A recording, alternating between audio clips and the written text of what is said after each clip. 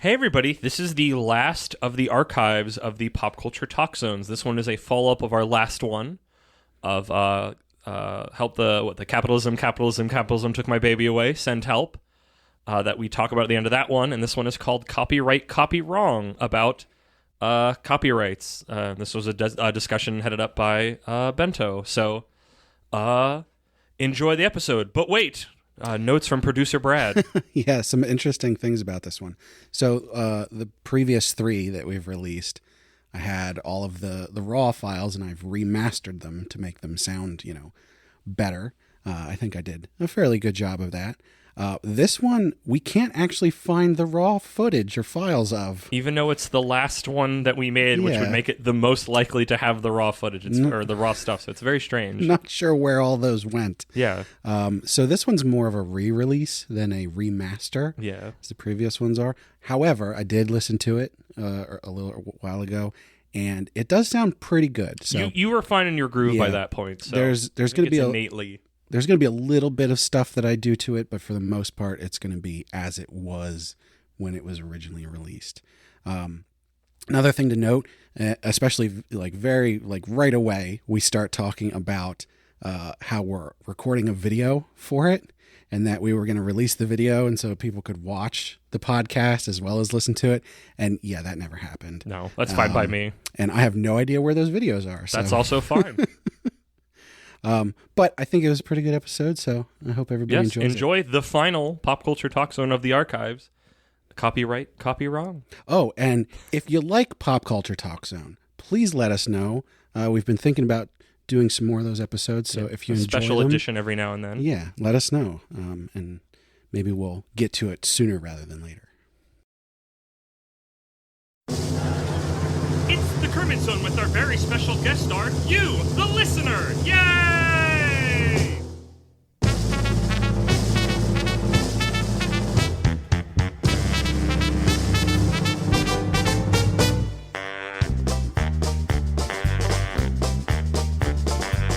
It's time to fetch your headphones. It's time to check the mics. It's time to chat pop culture on the Kermit Zone tonight. It's time now for a shake-up. It's time to go sit tight. It's time to start recording on the Kermit Zone tonight. Why do we always come here? I guess we'll never know. It's like a kind of torture to have to tape the show.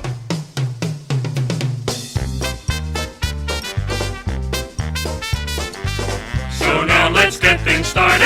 Why don't you get things started? It's time to get things started on the most sensational, conversational, observational, confrontational. This is what we call the Kermit Zone.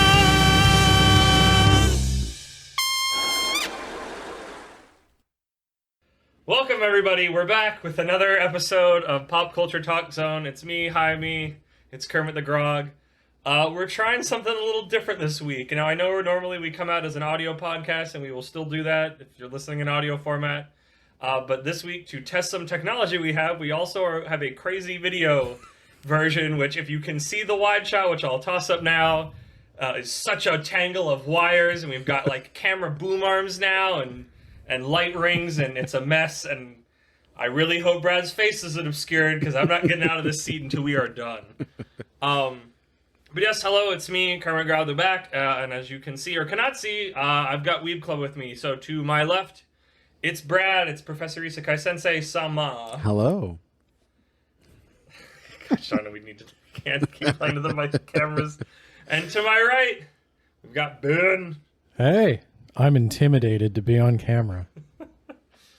Oh my gosh, this is like, I like that. Now we're all on camera, everybody's a lot more nervous. I'm not nervous at all. I'm feeling it a little bit more now. This is so much. I am so happy. I wanted to do this last week. So, speaking of last week, or last time, our last podcast ended on a bit of a cliffhanger, which was the general mission statement was me processing how I can enjoy the things that I can enjoy when they're controlled by giant corporate entities. At the very end, good pal Ben had suggested the idea of copyright. And we're like, this is a good topic. We're out of time. Excuse me. Let's pick that up next time, because I feel like that's a good source of, kind of continuing this conversation, but blossoming into something new. So, Ben, I will give you the floor to make your statement about copyrights. So where we ended last time, we were talking about particularly the SpongeBob thing, where Nickelodeon is going to make a new SpongeBob cartoon that the creator didn't approve of. And if Nickelodeon didn't own that, they wouldn't be able to do that. And that's where I started thinking about copyright, because after an author dies, it kind of can either goes into the public domain or it's inherited by whoever the author left it to or whoever he sold it to. And so I'm not particularly interested in the idea of like US copyright law per se. I'm more interested in the idea of intellectual property, which is a relatively new idea, and its transferability. Should an author, I think my personal take on this is copyright should kind of persist throughout the author's life, but then when the author dies, I think things should just go into the public domain and anybody should be able to make a SpongeBob cartoon. Have I got some thoughts on this? Okay. I tell you what. Take the floor, Brad. I've got my own thoughts. As we established the last time, I have some rather left-leaning views. Oh wait, can we do this? You just want an excuse. I'm glad that made it onto the soundboard. Yeah. Yeah, you do the joke once, it's a big hit, and you just want to keep going back to the well. I don't blame you. But it's a really interesting topic, and I think especially because you brought up the difference between a copyright versus an intellectual property. There's this thought that I have where intellectual property is, and maybe we actually need to sort of define these before we get too far into it. Do you have like a more dictionary definition? Basically, the definition of intellectual property to me is ownership of an intangible idea. So it could be a character, SpongeBob. It could be a patent or a recipe.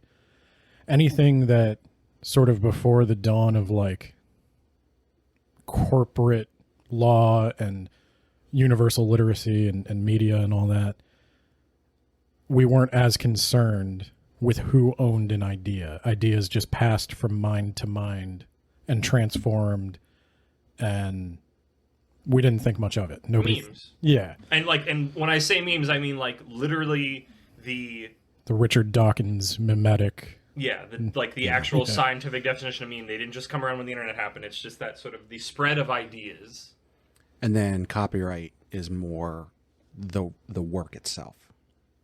Copyright to me is the specific laws a country chooses to apply to protect or not protect intellectual property. Okay.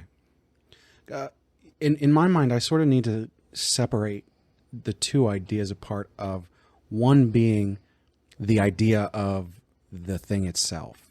And I think of that as intellectual property. So like Steven Hillenburg came up with the idea of SpongeBob SquarePants. Mm-hmm. But then the other side of that is the medium in which that appears. So Nickelodeon funded and hired and had made the SpongeBob cartoon, at least past the pilot or whatever. And I think that distinction is important because I feel like a intellectual property holder, in this case Steven Hillenburg, should have legal right and probably monetary compensation throughout their life for the intellectual property that they have created. Yeah. Whereas the thing itself, say the SpongeBob cartoon that Nickelodeon produced, they own that. I feel like, they need to give him a piece of that no matter where it's used. But it's just the show. They can't make something new of it. Well, so I have my own. Not necessarily. Okay, because I've got counterpoints for that then. My own little idea about copyright is that ownership of the SpongeBob SquarePants character would just become public domain on Steven Hillenburg's death. Before his death, in my preferred implementation of copyright, Hillenburg would be able to license it, sell it if he wanted to, but either way, when he dies, it enters the public domain. Now, you can make a SpongeBob cartoon, say after it's in the public domain, and that cartoon belongs to you. People can't make unauthorized copies of that cartoon, but somebody else can go make a different SpongeBob cartoon. You don't have the exclusive right to produce SpongeBob SquarePants anything.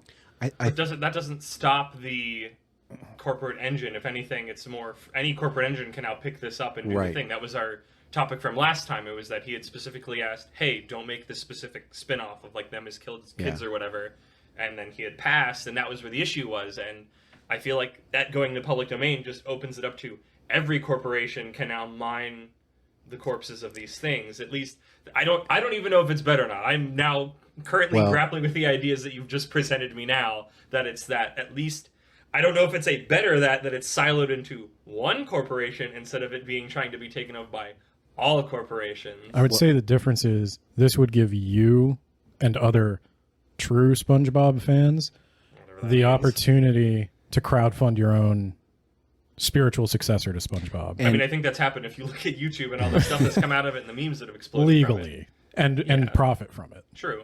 And I think we're probably going to disagree on this because, I think, Ben, your interpretation of, life of the author and then going into the public domain and everything, I feel like that's a pretty reasonable take on things, and I think it is easily implemented in our current reality.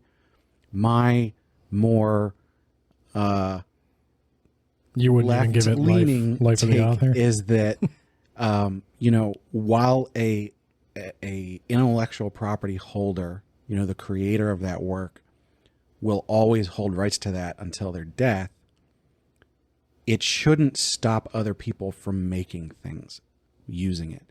Now, whether or not a giant corporation can make something and make money off of it, I probably disagree with that.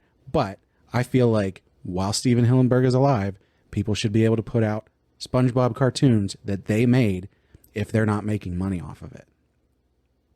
I mean, I think that's already a thing. Again, I point to YouTube and all the things that have come up from there. It's sort of like the fair use kind of thing. Well, I'm saying you can make all the fan fiction you want. You can't profit from it. Right. In my model, after he dies, you could profit from it. In your model, I see. You could profit from it right away.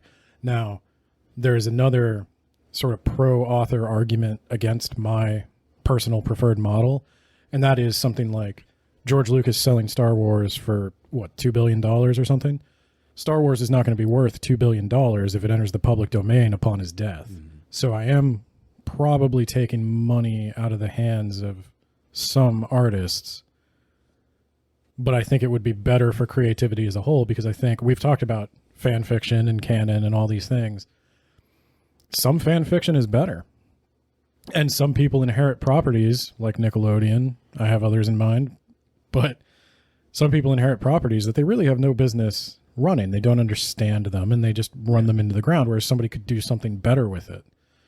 And I think the reason I brought it up at the end is I do think it doesn't solve the problem of SpongeBob being sacred and honoring the creator's intentions, but I don't think it ever was sacred, and I think this reflects that reality more than our current corporate culture. I'm being fed my medicine, and it is bitter, but it is important to take. There is something to be said there about how media affects us as individuals and as groups, and what we take away from that, how we feel about that, how our lives are affected by that. And so I don't think it's necessarily bad to sort of hold that idea of like, hey, this person who I really admired, who made this thing that I love, is being disrespected. Like, I think that's a perfectly valid opinion. The difference is in like, how do we interpret that in law? How does that look on the landscape of media as a whole? I mean, morality has never been a major shaper of law, especially in this regard. I think Yeah. we can all very easily and quickly agree on that. I think the purpose of intellectual property was to give artists more of a chance to make money from their ideas before a giant corporation could come and make 1 billion copies of your idea before you could even get one published. Okay, here's a counterpoint example is, so artist creates thing. Company comes along, buys thing, makes bigger thing. Bigger thing is the thing that thing is known for now. How does that work? Key example I can think of is like Teenage Mutant Ninja Turtles. There was a comic. Nobody talks about it. Everybody talks about the cartoon and the toys that came out from that. So the creator created the Turtles, but they didn't create that. I'd like to talk about it. Whose is it? Is it the artist? Does the artist of the original comic, is he the one that gets the rights? Or is it the people that then worked on the show? And see, that's what the thing that blew up. The idea of the author owns the intellectual property. So unless the author would like fully sell his rights away, and I that gets into like, you know, how do we make sure they're not being tricked and all that kind of stuff. So that's a little murky, but like assuming they don't completely sell their intellectual property, I feel like they should always have some stake in anything that gets made during their lifetime. So the creator of Teenage Mutant Ninja Turtles, you know, he makes the comic, and I forget who picked it up, but they pick it up and they're like, hey, this is great. We're going to not make it violent, and it's going to be for kids now. And he's like, he should get some of the money. Well, that's not very... from all of that. That's marginally Soviet of you. It's not really the people's turtles then. Well, so that's where it comes in with like... Well, should he just get nothing? I If feel... you're saying anybody can do it, it means that I feel like that instantly goes against the When creator. that's why my preferred is existing copyright pretty much as it is for the life of the author. Okay. But that's the thing. So what would happen at that point is if a company came along and was like, just made some Teenage Mutant Ninja Turtle stuff, didn't talk to him at all, he should have the legal right to go to court, assuming they make money off of it. Because that's where this stands. Like, I feel like anybody should be able to make the cartoon if they want to, but if they make a ton of money, he is owed a piece of that. Well, let's move one step down the chain now. So you have original creator creating the comics, and then you have the boom in the 80s and the 90s. Now, those people who made the boom put in effort, created characters in this universe that people connect to. I don't know why I'm talking about Teenage Mutant Ninja Turtles. I don't even like the Turtles, Well, but it was... what you I'm just saying said. like They so now when the created next time comes around, do you circumvent... Do you keep going back to the comics now, or do you go to the people who made the show for the first boom? Do they not deserve do they have not any ownership over it? Is it only the initiator? Did the original author make the character that's being used? I'm not saying that they aren't a part of it. I'm saying, is it every time you add a new link to the chain that's meaningful, does everybody get a part of it? Yes. Okay, so what? I guess my other... I'll play thing the to that- anthem again. What?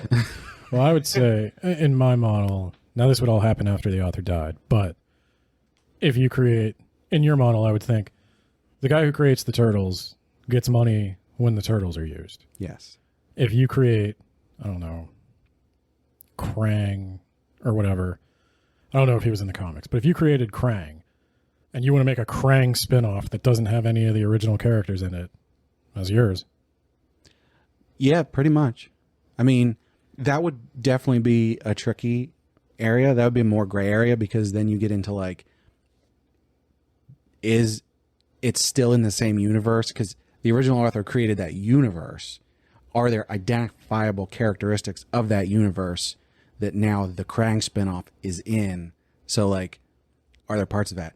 Obviously, once something's created and other people add characters to it, that's a little bit more cut and dry because that's the character. Like they created that character, not the whole universe, you know? And so I think at this point, I would say let's pause and ask the simple, like sort of first principles question.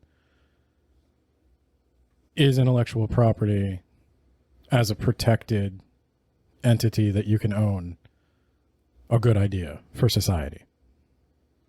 I think if you make something, it should be yours. I think it's the same idea like you had said of like a patent. It's I invented this thing, but in this case, instead of it being like an engineering thing, it's like a creative work. And so I agree, and that's why I have my preferred implementation of copyright. But I only agree up to a point, in that I want to encourage people to make stuff and I want them to be able to make a living on it. But after they're gone, I don't really care what their thoughts on it were. I mean, from a legal perspective, I may personally care, but I think it's my thoughts on this run parallel to my thoughts on engineering. You know, somebody makes a machine that is good for humanity. Other people should be able to make that thing. It should be able to be spread. That person should get credit. They should get some of the money from it, whatever that is. But like this idea that you can make something and then no one else can make it for, 50 years or but whatever. It's not like even if a it's medicine insulin or something. Yeah. In this case, it's a creative idea. And in this case, we're doing a lot of cartoon characters because that's where my brain is. And that again, pop culture talk zone. That's kind of the bit here. And hi, despite the last episode, here is Kermit regularly arguing on the fact of the behalf of the corporations because my brain's broken. Let's curveball into where we've been wanting to go here because it's the big one. Let's talk about Mickey. Creator's been dead for ages. Creator made his bones using stuff in the public domain. Creator, yes, I know. Very aware. I mean, I can go from multiple directions from Disney. Again, as I literally last time lambasted them a lot and said they did a lot of things I didn't like. Here's things where I go, well, what about this? What about that? So, Walt Disney creates Mickey. Walt Disney creates the entire, creates the corporation. Walt dies. Do you not think that it goes to the corporation, who then use it as, like, a mascot? Like, he is the face of the company. You just go one day, and now it's everybody's. But that's what I'm saying, is that it's everybody's from the start. The minute he creates Mickey, anybody can use it for anything, but he's the only one who can make a significant amount of money off of it. Yeah, and are we saying that's a good path or a bad path? I mean, I think it's a good path. I imagine, I don't know if either of you guys fall into this camp, but I imagine that the corporate counter argument to that is that, we put a lot of work into this. If other people are making money off of it, then it dilutes our property. I will present it to you because this argument was already into me, is that if you go, this is the face of my company that I've spent a lot of time working on, getting out there, putting on things and developing. If I just see random Joe Schmoes making lesser versions of it and people see it out in the wild and don't know the difference, then they go, oh, the quality of the things you make is poor. It's like knockoffs. And I feel like to an extent that's why that's important, to be able to go, hey, this is close enough to trick people, but doesn't, represent. Again, I have to agree with. I have to assume in this case that the corporation is trying to make good things. Obviously, if you listen to the last episode, I'm obviously, I have a lot of trouble in myself of accepting some of those things. But under this thought experiment is that, hey, I make thing, I put a lot of work into thing. If other person makes thing that looks like my thing, it can, muddy the water of, the quality level or something. It can look like junk. It can look like you can make a thing that's really popular for children and then something very adult can come out of it. And you're like, you don't want that out and about as much. Not to split hairs, but there's a difference between trademark and copyright. Okay, lay it on me because I don't know that and clearly you do.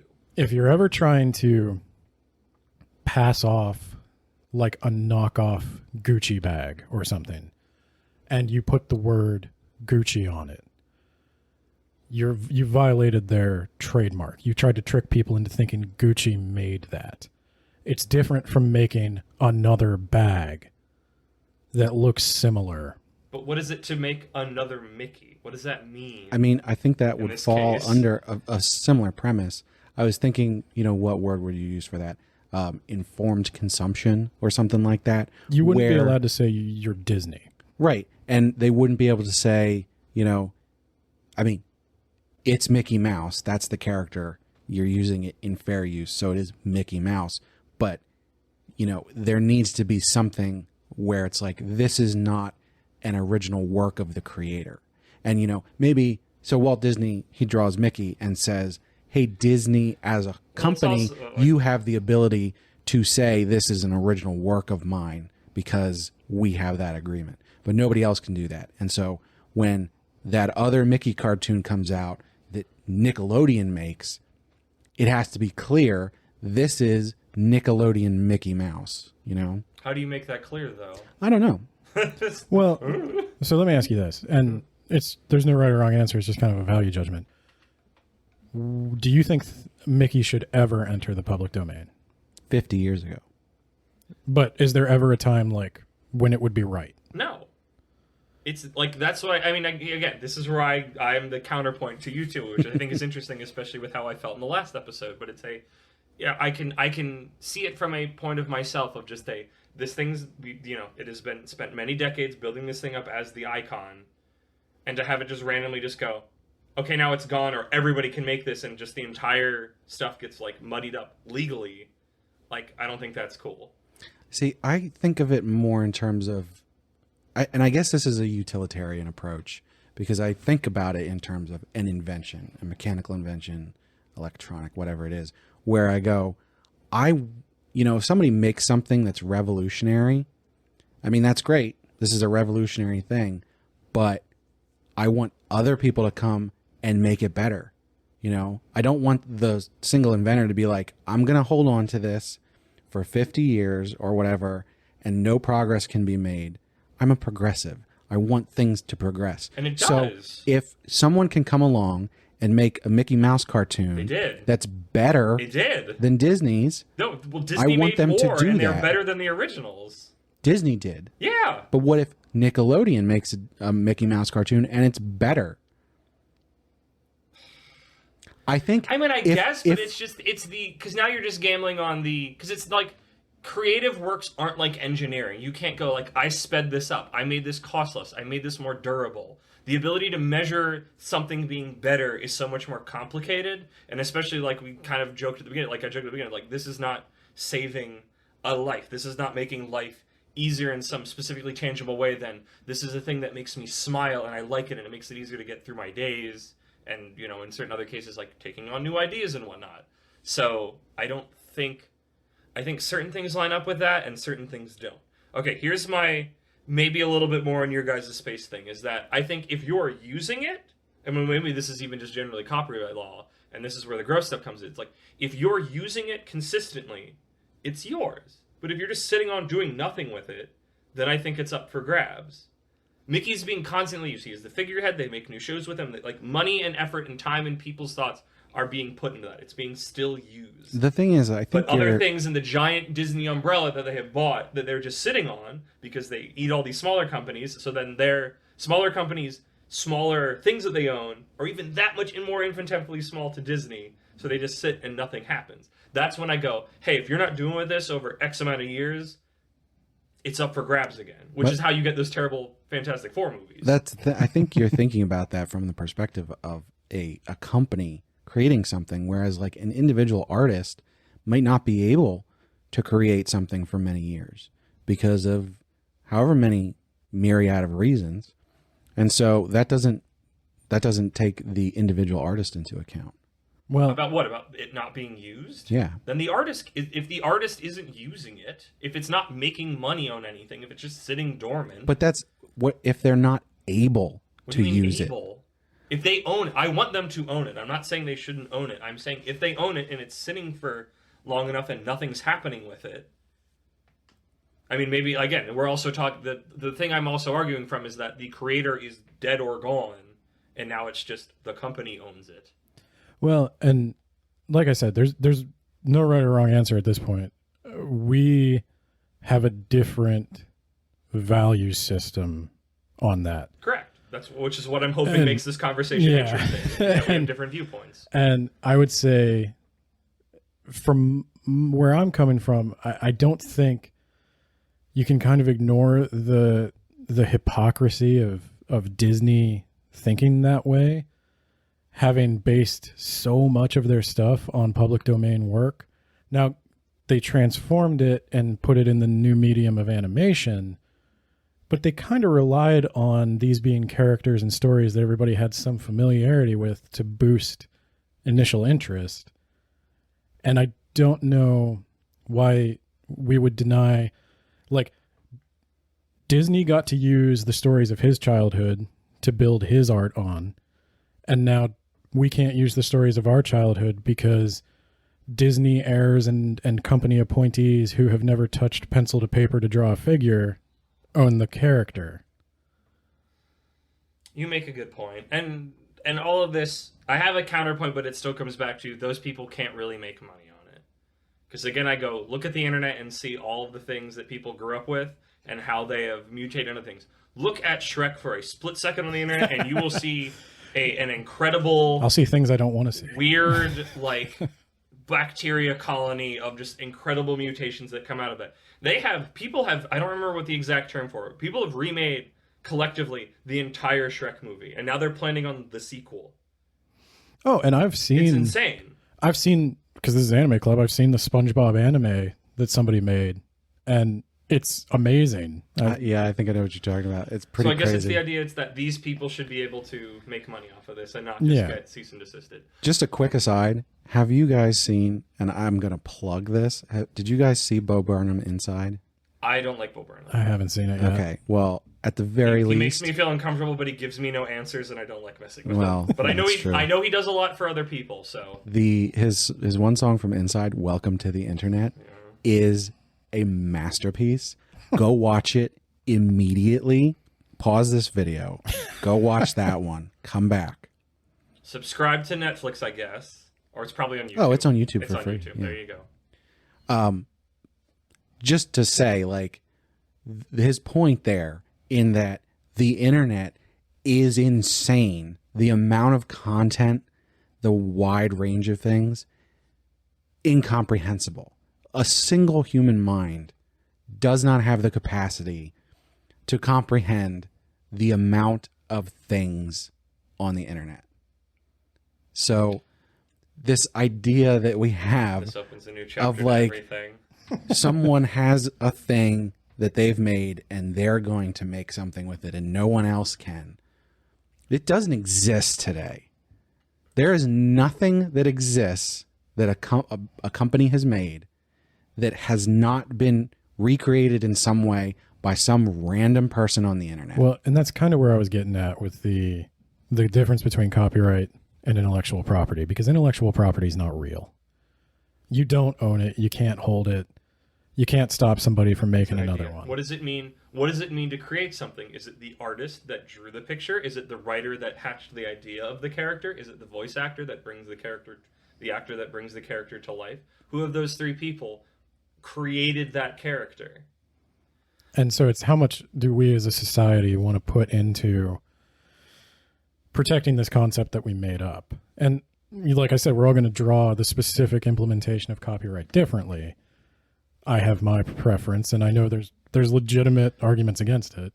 Here, Ben, I think something that I've understood now talking about this to both of you now is I feel like I'm approaching it from I'm imagining myself as the corporation going, I've created something, I want control over it. I am also not a giant corporation. I do not act or think like a giant corporation, and I've committed the grand faux pas that we have talked about last time of do not put human values on a corporation. Speaking of other things you should watch, the Tuca and Birdie Season 2 on Adult Swim had one of the most infuriating things of a corporation is that their neighborhoods start to gentrifying from this mold, just green mold. And there's this woman who is the spokesperson of mold, and it's like, oh, the mold feels this or that. If the mold could feel, the mold feels nothing. It just occupies space. And I feel like that's the thing of corporations. It's like, this is a giant unfeeling, this is a giant unfeeling machine. There can be people in it that think and feel about things, but as a collective, it's not a person. It doesn't feel things. It can't be sad something is gone. It is the machine.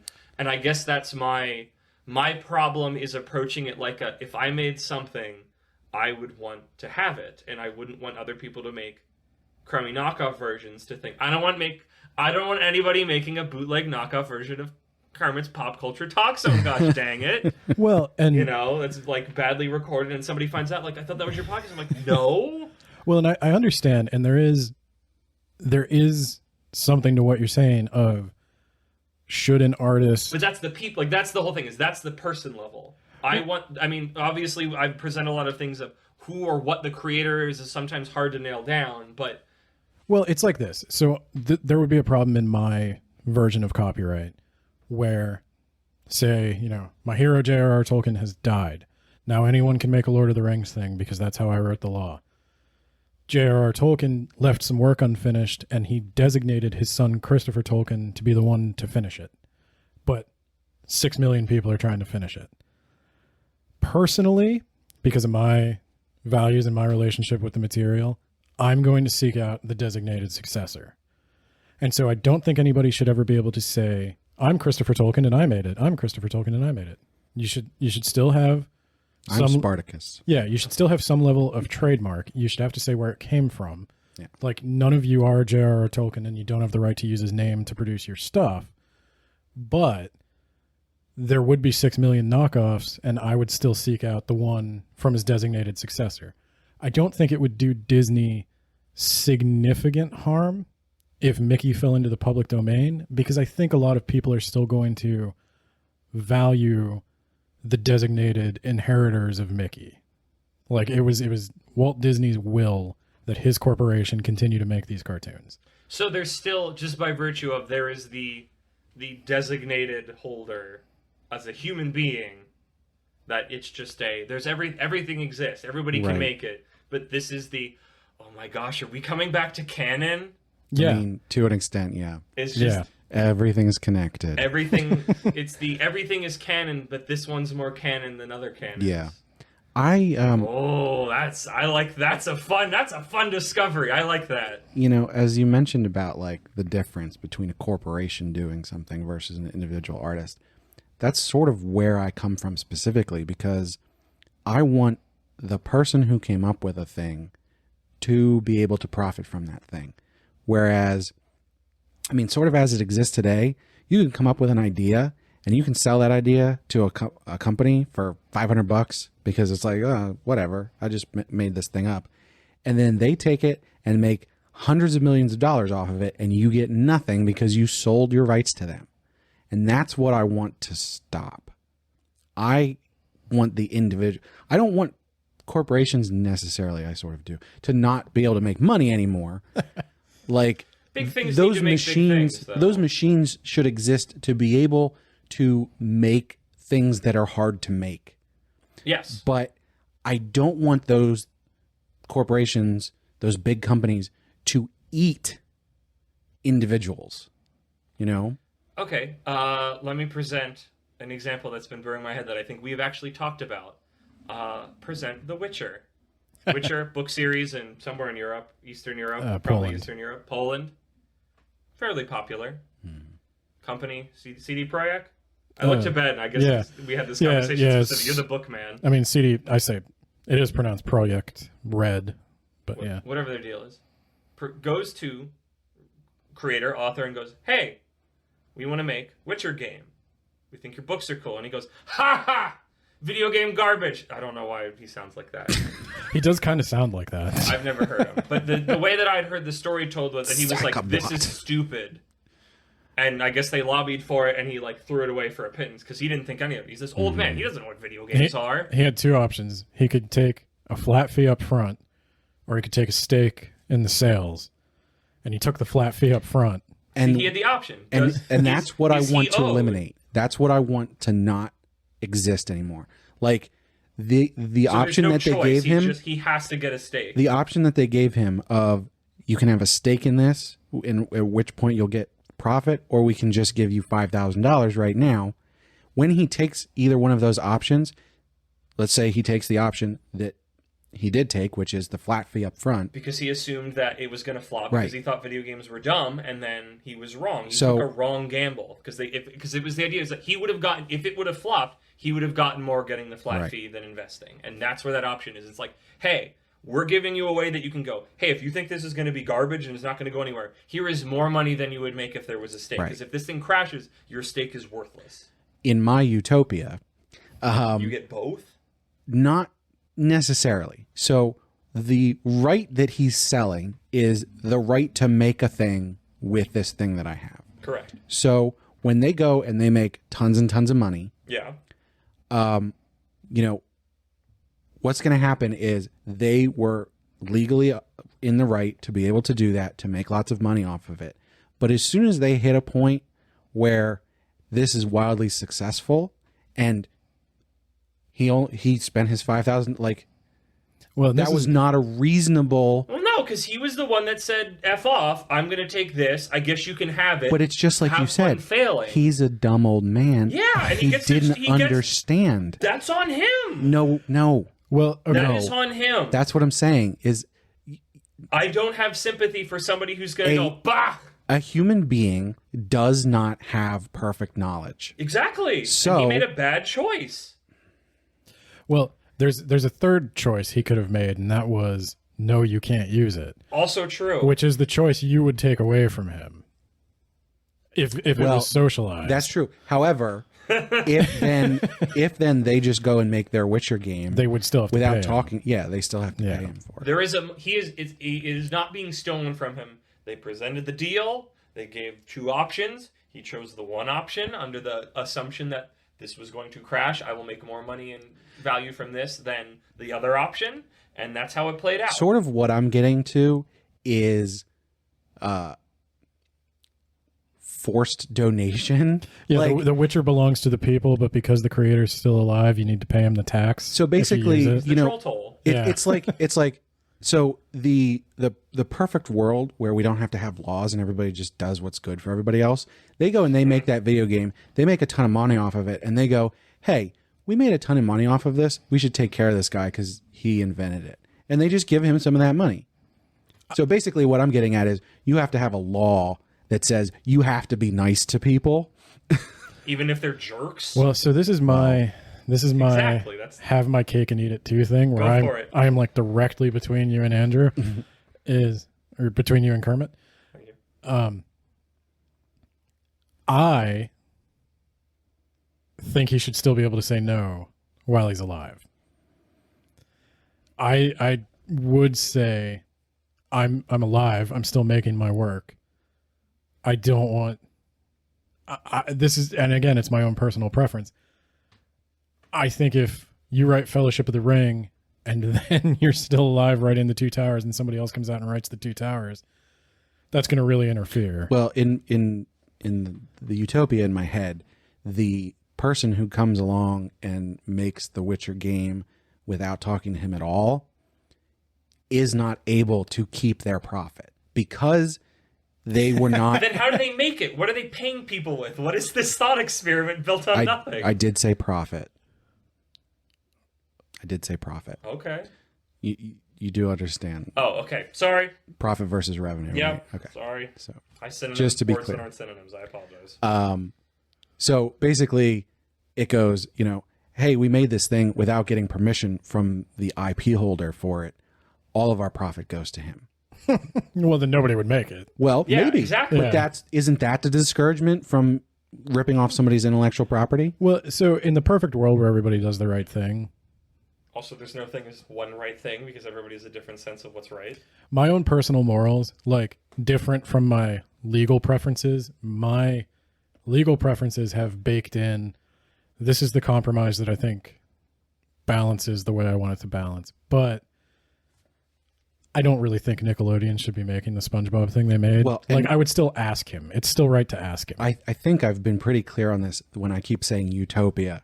That I don't think that my ideas are realistic. This is just like That's why it's a fun thought experiment to whittle away the hours. the grand scheme of my thoughts is legislating people being good to each other, which again, I define mean good. you can't really do that. I would hear- I said at the beginning, I think you are being very realistic about it. I think those ideas, having fair use to those concepts fit within the world that we have right now.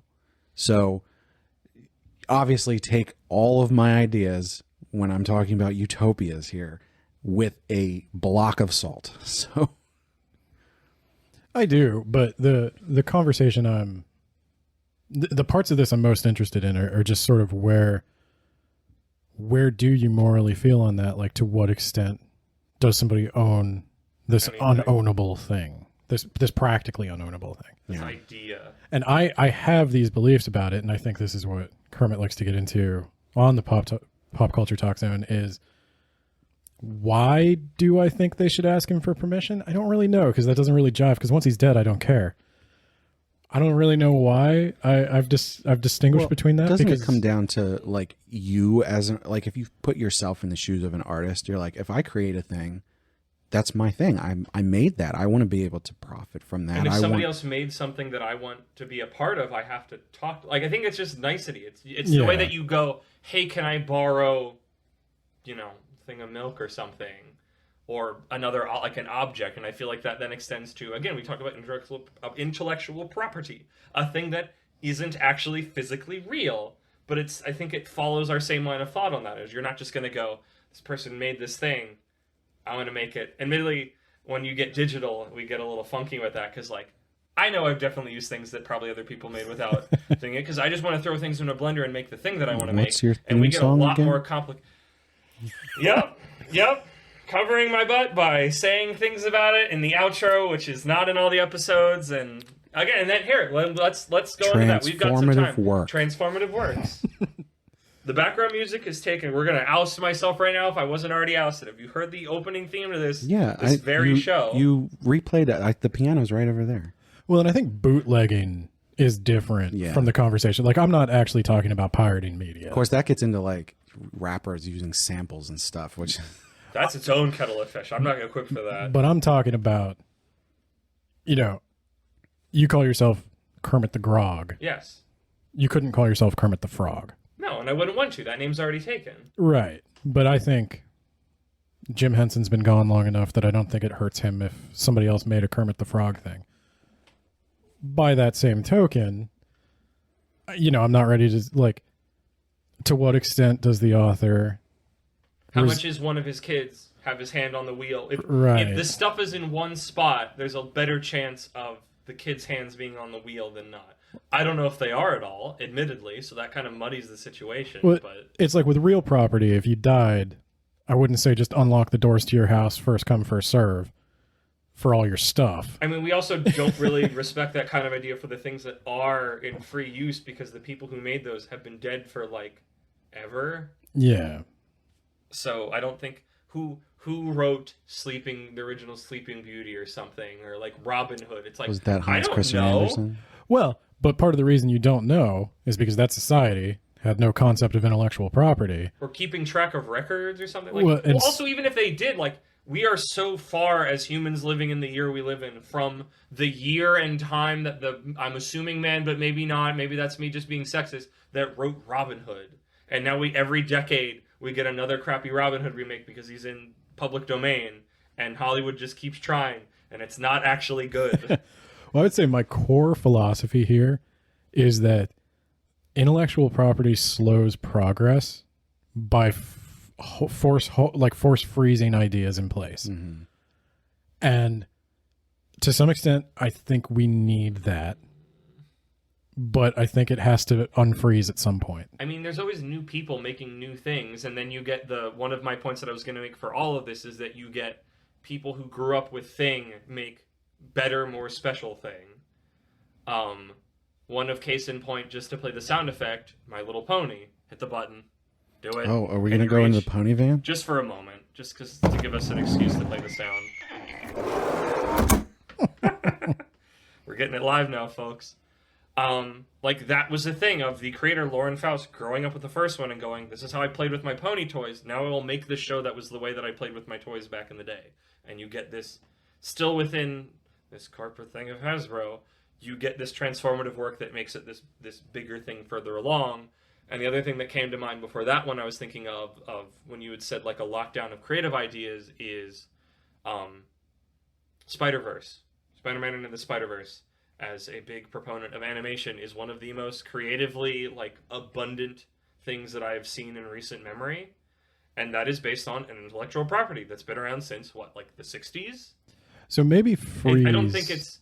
and there's also always people coming up with new ideas. Does it suck that, like, most of the movies that come out, at least in theaters, are based on things that already exist? I mean, yeah.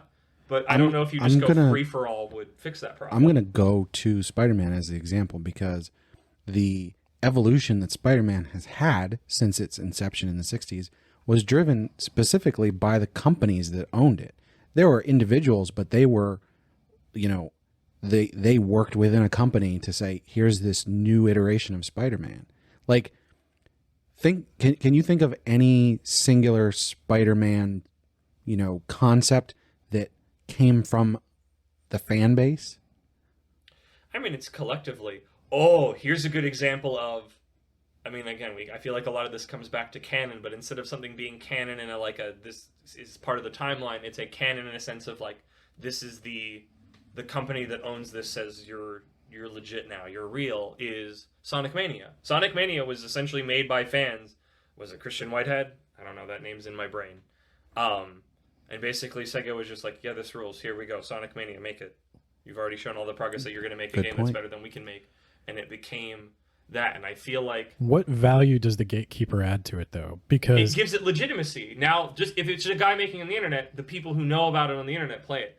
Now it is a thing that is physically in stores. I have it from freaking PSN. Like, other things are putting it in front of more people. That is the power of the machine. That's the power of the mandate. Is the ability to communicate it out further. There's nobody curtailing it. They're shouting it louder because it's now part of the machine. I'm not convinced that this is not detrimental to the progress of the property, though.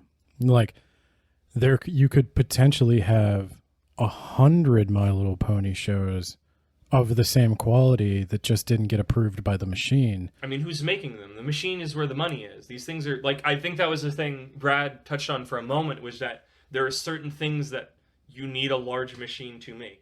You can make smaller video games, but one or two people is not making the Witcher games.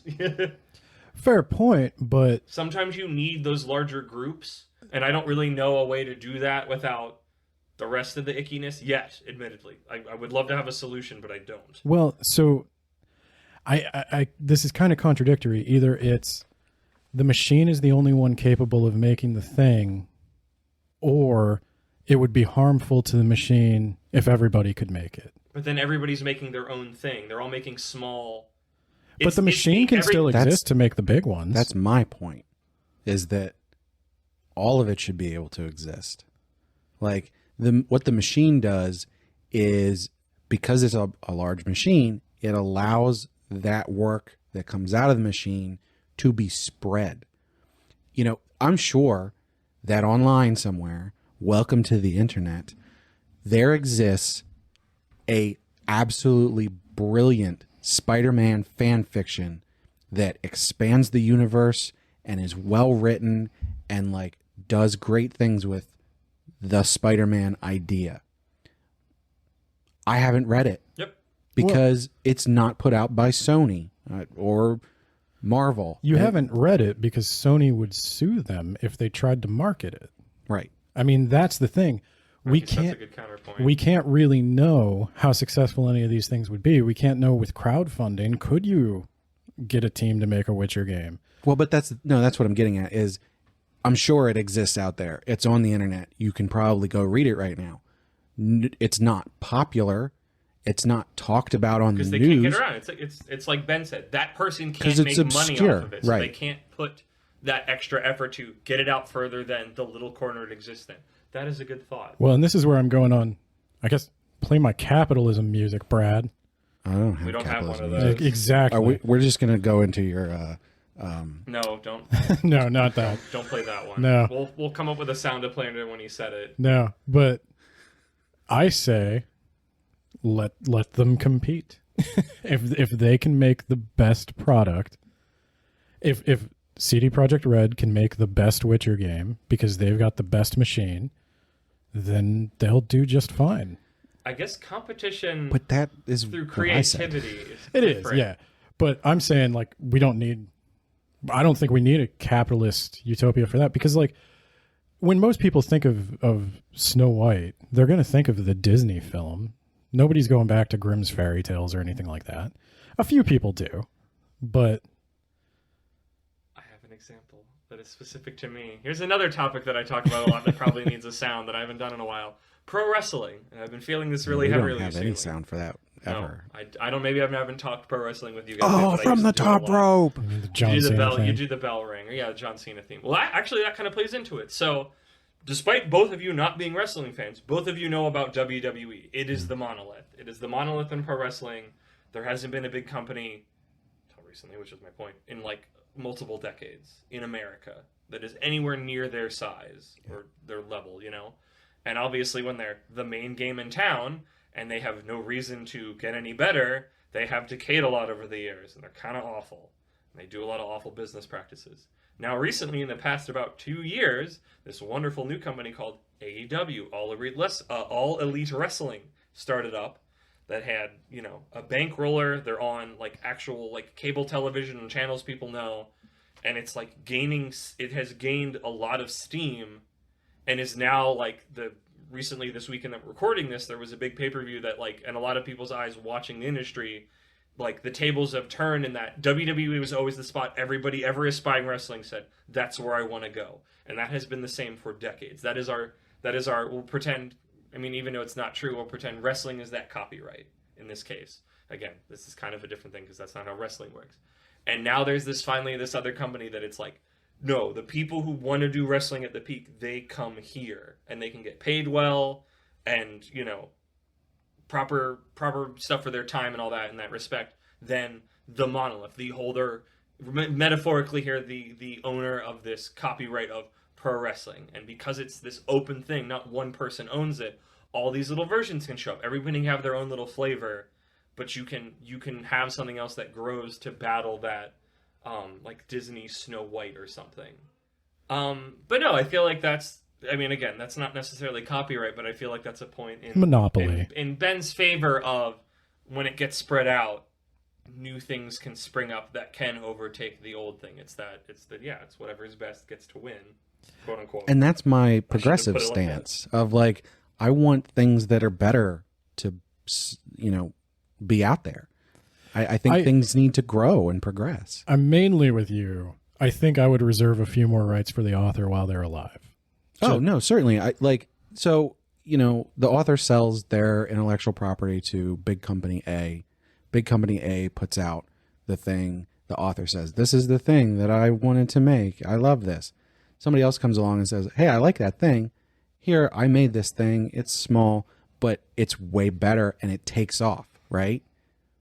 And suddenly that thing is making money.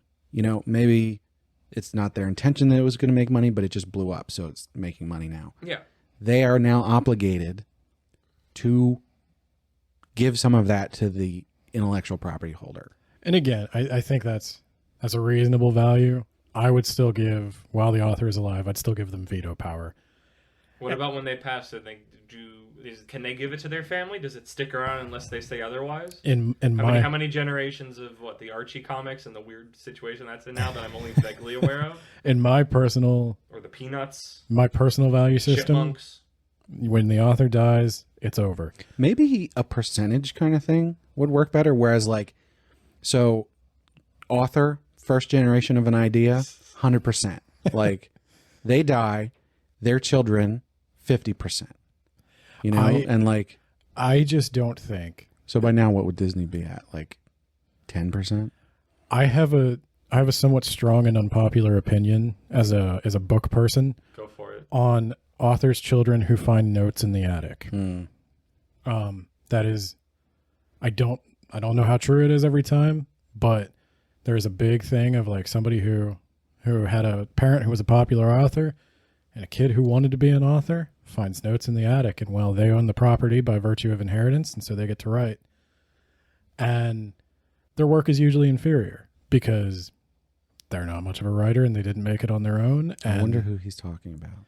You could probably guess. Any number. You could probably guess if you're listening to my podcast as it comes out. But now, if they find the notes in the basement, is that okay? No, because there's mildew. But no, like in my opinion, if the child helped the parent produce the work in some way, like my beloved Tolkien, Christopher Tolkien was the original beta reader of Lord of the Rings. He did contribute ideas. He drew the maps. there's some argument for that kid retaining some ownership. But if the only thing you have in to claim that work is your genetics, I don't think you're the proper inheritor of it. I'm arguing from a point of they were sort of involved in the system. See Jim Henson and his son. It's sort of a rolling thing. He was a part of the company. He did some of the puppeteering, the performing, and the directing. It passes over to him in some regard. And then, because you said at some percentage, and then we just go, well, what's the percentage? It depends on this and this and this. And can you legally kind of break that down empirically? And you can't. And I feel like that we come back to this. It would be tough. I do think in that case, there is something to say, like we talked about. Anyone can make, say, a SpongeBob cartoon, but if you come up with new material, that material belongs to you. Right. So Jim Henson's son, if he contributed to the Kermit character or any of those particular characters, I would say it makes sense to transfer it to him then. Or that he should already have some of it while he's alive. Yeah. And I'm sort of on the track of like when Brian Herbert puts out a book, that needs to stand on its own. It. Like, who is this author? I For think- those unknowing, I had a feeling, but I wanted to make sure it confirmed for myself and the listeners. I think the problem is that he is going, hey, this is what my dad wanted, which is probably a lie. Like, that's the problem. The But lie you is don't know the problem. that. Well, Like, I would mean, cares. You're arguing in this particular Right. situation. Yeah. But, like, you've got information. But Who cares if he puts out a book? Like, go for it. And even if it's in the same universe, even if it's a continuation of the story, like, you go for that. But do not try and say this was from someone else. Yeah, this is and that's my thing. I think he should be able to make his books, and I think he does have. Say if I wrote another Dune sequel, because I have disagreements about what I think sure the canon you was. could. But I think Brian Herbert can always argue, I knew my dad better than most. I knew my dad better than anyone except my mom. That's true, and I think that lends credibility to his claim, and I think his books are always going to do well because of that. I don't think he needs this lockdown on the copyright to make his stuff. Well, right. And because even if he didn't say, hey, my dad sort of wrote this and then I'm just putting it together, like just the fact that he is the son of the person who wrote Dune, when he puts out his Dune book, people are going to buy it and read it. Exactly. doesn't mean it's good. It just means it's got some It's level objectively not. big on quotes pedigree. Okay, so everybody, we're kind of running out of time a little bit, so I want to kind of recollect our thoughts and kind of see what conclusions we've reached. So it seems like the general consensus, but obviously we each kind of had our own opinions, but it's that we want people who create the things to have the things That is to definitely control over it. That's the main thing that we all agreed agree on. was the people who created them. Right. The original got the most author power. needs to be able to profit from their own intellectual property. Correct. We're less clear on whether they can transfer it. Yeah, Yes. the transference, what happens when they pass, even while they're alive, the idea, can everybody make this? Can only certain people make this?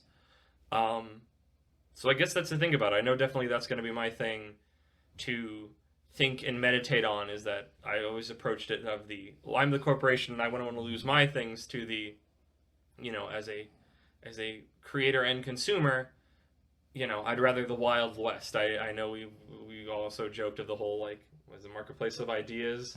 And I feel like in a political space, that's a really effed up thing. But I feel like in here, it's just the marketplace of SpongeBob knockoffs. I feel like that's a lot more interesting, and YouTube has already shown us a glimpse of such a thing, of such a marvel, of such a wonder. So, any other closing thoughts before we do the old wrap up? None that won't turn into another podcast. Okay, save that for next time. Eat the rich. Yeah. Eat the rich and then make all the things they were making better. Yeah. I can dig it. Yeah. Well, everybody, thanks for joining us today on Pop Culture Talk Zone. I've been Kermit the Grog. You can find me here on this podcast stream on Ramble Rousers, on wherever you get your podcasts, and also sometimes you can find me on the Keeping Friendship Magic YouTube page. And that's where I'm at. Brad, where can people find you? I'm Brad, a.k.a. Isekai Sensei Sama. If you're watching the video version, you can see how his eyebrows went down when he said that, when he was glaring at me. The joys of visuals. We're going to be recording our anime-specific podcast in a couple weeks, probably. Fingers crossed. If you have isekai questions or really anything related to anime, I guess, you can email isekai sensei sama at gmail.com. And then ask your parents for spelling help. Did you not put it in the description? What? I mean, I did, but sometimes people don't look at it like that. Look at the description.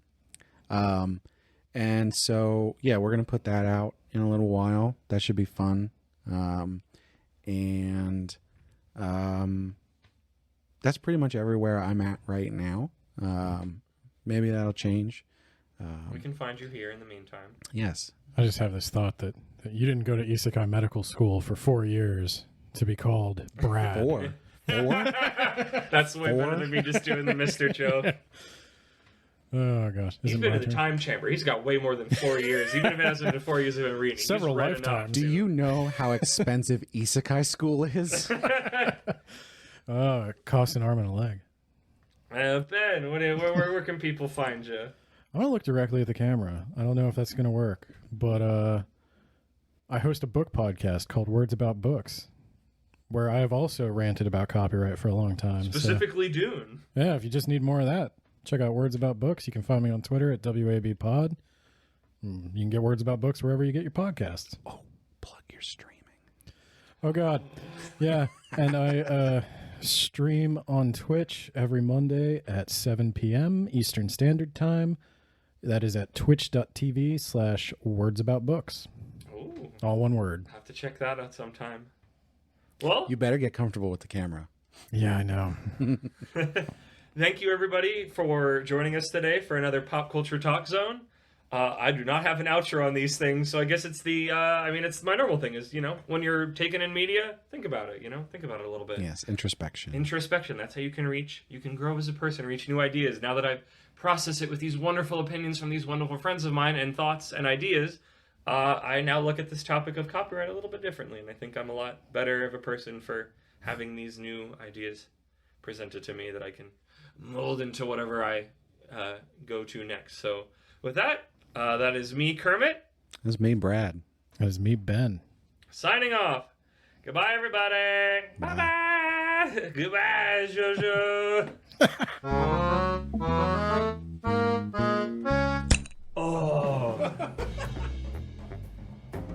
Ahoy, hoy, friends. Thanks for listening to the show. And if you want more of that wonderful content of the stuff that I produce with my friends, subscribe to Ramble Rousers wherever you get your podcasts.